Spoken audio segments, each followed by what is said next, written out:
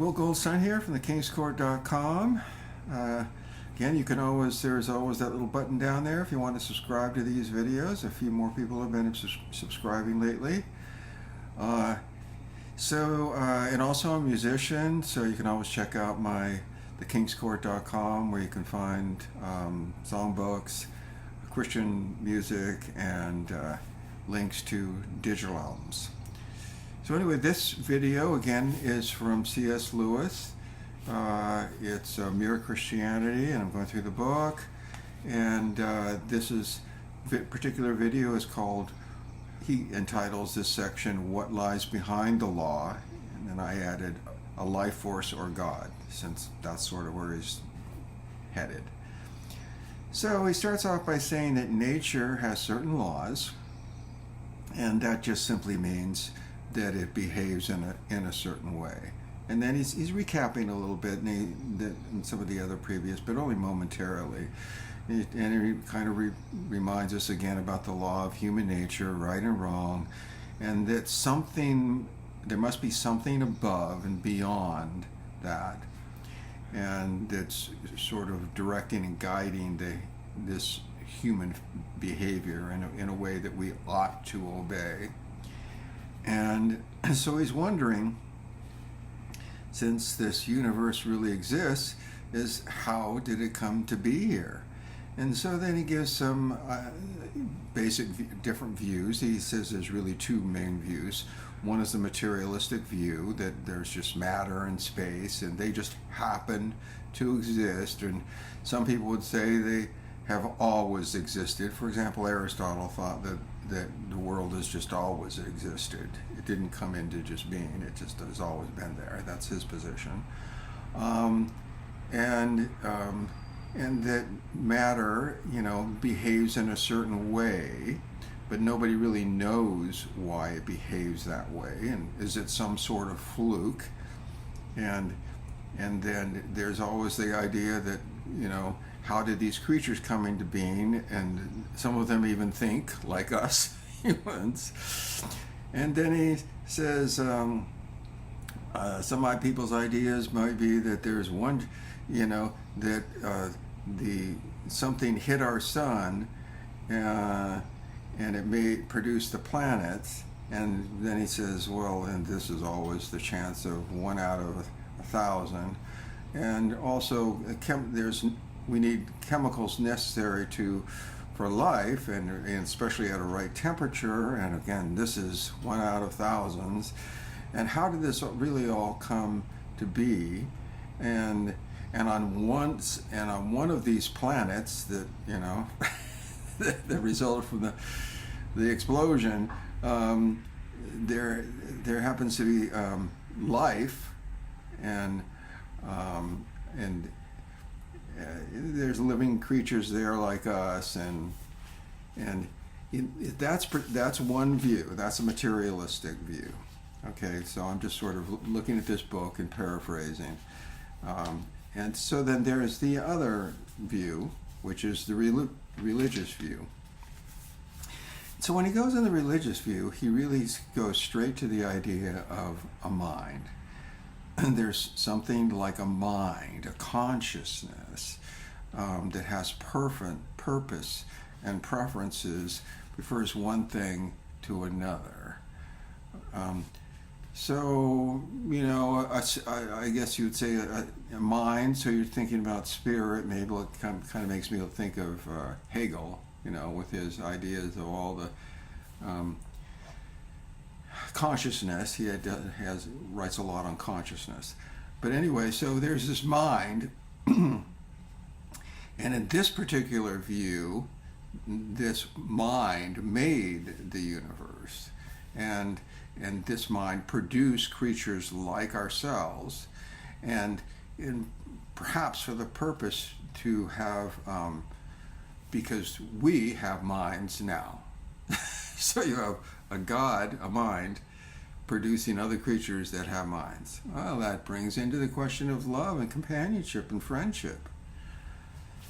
So there's a purpose behind it all, some sort of, perhaps this mind is seeking some sort of relationship with his creation.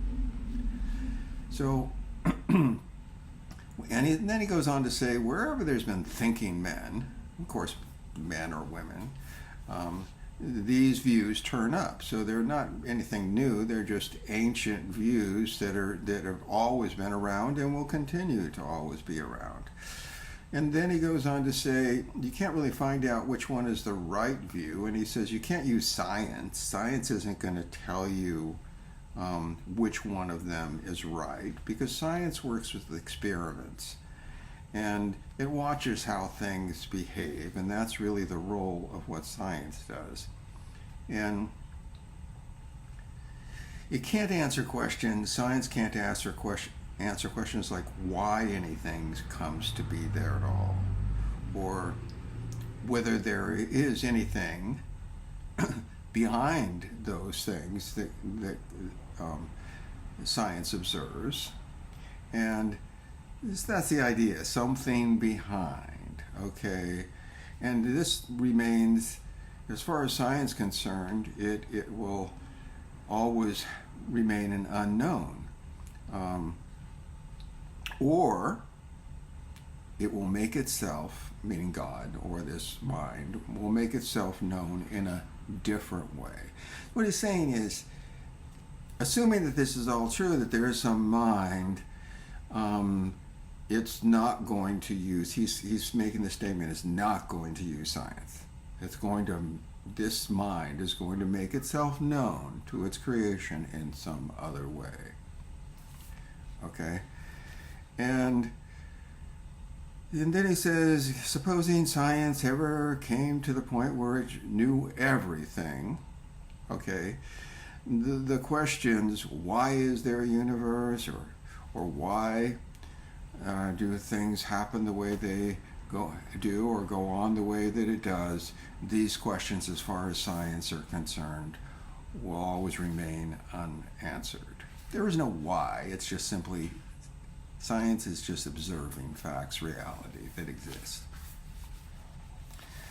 So, but then he goes on to, now he goes into the idea of man. He says there is one thing in the whole universe that we can know more about, and that's man. Us. We can know about us because we are us. Okay, so, and then when we start to look at us, or man, then we come back to the idea of the moral law. And we are under this moral law, and we didn't make this moral law, but we can't even forget about this moral law, even if we tried. And there's something in at some point in everyone's life, or most people's lives, I think, that where they come to the realization they really ought to obey this moral law. Then he goes on to say, if there is some sort of controlling power outside the universe, it can't be one of the facts inside the universe, because it's outside. It could, if it's the mind that created this universe, then it's not going to be one of the things that you observe inside it, because it's the one that created it, so it has to be outside the universe. So then he goes on to use some logic here, some deductive reasoning, and he comes to the conclusion, the only way you could possibly expect to see this mind showing itself or revealing itself is inside us. So I mean, think about it. You have creator and you have creature. So the creature, when we at some point in our lives we come to the point where we realize we exist, and then we start to ask the real questions. So, well, why? How did I get here? How did this world get here? And then of course all the other future questions that come up. Well, why am I here? And so then the only logical thing that any human being would do is to think, well, that's the idea of God coming up in the human mind. So there's the connection right there. Is like that's where God would expect to be, waiting lurking and lurking in the shadows, in the light, whichever way you want to look at it, lurking behind there in the midst of his creation. And so that's the point he's really trying to make, is that's where you would expect this mind, this creator, to show up inside ourselves. And if he's showing up inside ourselves, he's there for a purpose, and that is to influence us, perhaps for some sort of relationship. We all come to the basic understanding that, I don't exist on my own. No one does. We all come to the point where we realize that, I didn't create myself. So and I am under some sort of law, and there's somebody out there or something that wants me to behave in this certain way. And he likens this unto a letter sent to his creation. So this God is like the sender of letters, okay? And he's trying to communicate to us, and he's really just trying to tell us that there is a law of human nature and that he wants us to obey it. And then he goes on, he talks about the stone, and the God is the God of everything. God is the God of stones. So there's laws that are associated with just a stone, and everything in nature obeys the laws that in other words, there's a letter that's coming from God to everything. And that's why the universe obeys the laws of nature, things like gravity or whatever those laws are. So there's a letter for everything, and there's a power behind that letter, and he calls that power a director or a guide. And so he's just coming to that conclusion that there's got to be some directing force in the universe, and it's urging him to do right, and he's also there to make the individual feel responsible and uncomfortable when that person with a free will chooses to do wrong. And so he's saying this all is a mind. It's all based on the main concept that he's getting at, is there is a mind out there that created everything, and he also gave us a mind, and he has some influence over us and wants us to behave in a certain way. Some people believe that man is here due to chance, but then where's the purpose? And he's saying that these sort of people believe in a life force. In other words, sort of like a God that isn't really a God. It's a semi-God. So the idea that he's really coming up with now is that there is a mind bringing life into existence, and this mind, and this is where he finally uses the word God. It's leading towards a perfection for the universe, and that he created, and this sounds like a mind, and it's with a purpose. And this whole idea of a mind with a purpose is really a religious view. And then he goes on to say, well, what's the sense in saying that something without a mind strives or has purpose? And this leads him to some ideas about what he calls creative evolution, and that is an attractive idea to a lot of people. And they think of in this idea, they think of some sort of great mysterious life force. And by thinking of it that way, then it's kind of like he calls it a blind force. And the advantage for them is that there's really no morals.